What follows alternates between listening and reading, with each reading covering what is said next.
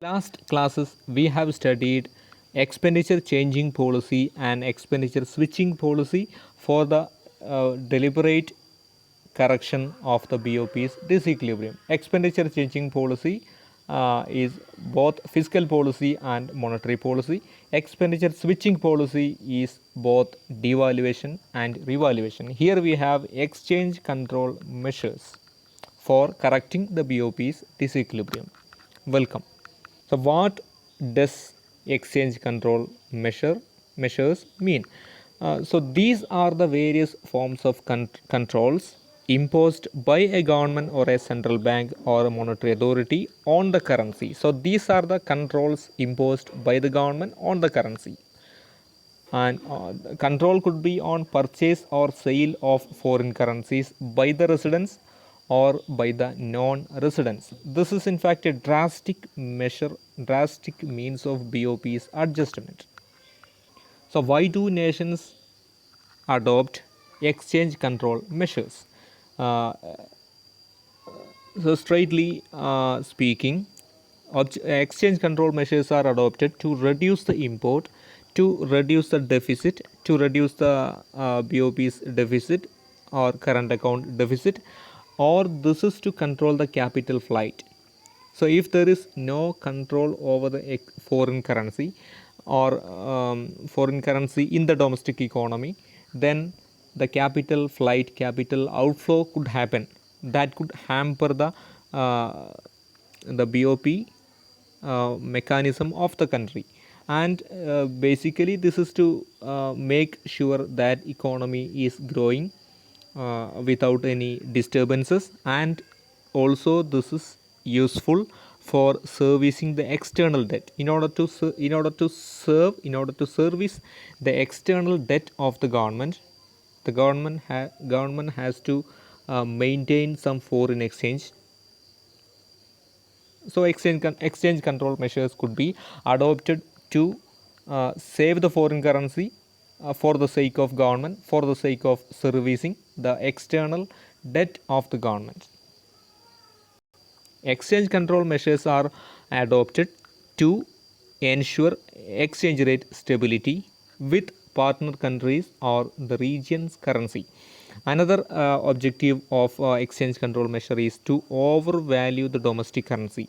Overvaluation of the currency could be adopted to make their import cheaper if their import is less elastic, and it is mostly for the import of raw materials and capital goods to make that import at less price.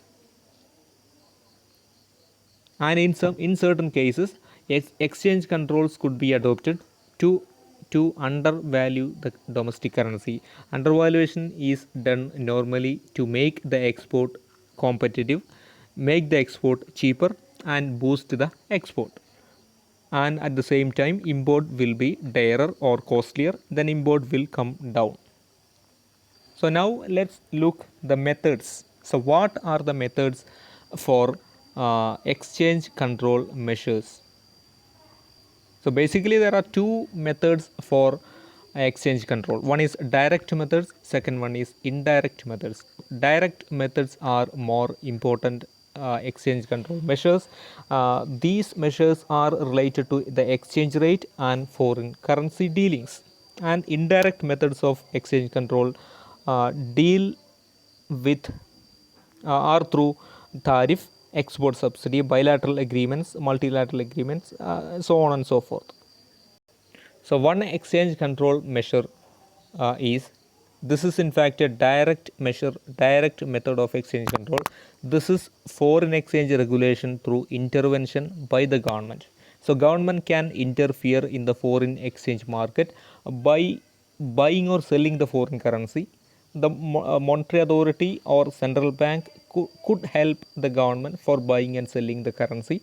This is to make sure that exchange rate is almost stable. So the buying and selling of foreign currency as per the need of the hour, the central bank could control the excess fluctuation on the exchange rate of the currency. So this is done through government intervention or monetary authorities intervention in the foreign exchange market. This is a kind of exchange control measure. Second way of direct exchange control measure is putting some exchange restrictions on the dealings in the foreign exchange market. So this is in fact a more severe and harsh form of exchange control measures adopted by the government or monetary authority. Here the foreign exchange earnings have to be surrendered, may be directed to surrender, or have to be surrendered to the government or monetary authority. That means the government will make a restriction. Government will put a ceiling on the limit on which the people can handle, people can manage or handle the foreign exchange. So for that, some legislations may be done. Here we have FEMA replacing FERA. FEMA is Foreign Exchange Maintenance Act. It has replaced Foreign Exchange Regulation Act. The third direct method of exchange control measures being adopted by the government is multiple exchange rate policies. So through adopting the dual exchange rate or multiple exchange rate policies, uh, the government can address the issue of a deficit through uh, some selective devaluation policy. That means one currency or one rate of exchange will be kept higher to make the export cheaper and to make the export competitive. That means that the devaluation could happen on that currency, and for the other currency the currency value could be higher, or the exchange rate is lower. That means the currency value is higher for making the import cheaper. So this is a way of dual exchange rate system, and this is in fact a selective devaluation policy adopted by the government, and this is another direct method of exchange control measure. So fourth way of exchange control measure is exchange clearing agreements. That could be bilateral agreements or multilateral agreements. So for the international cooperation in the fields of trade, investment, migration, tourism, supply of arms, and so on and so forth, the agreements could be signed for the transaction. So that is a way of limiting the transaction on foreign currency. That is another way of exchange control measures being adopted by the government or monetary authority. So another one, last one is indirect methods of exchange control measures.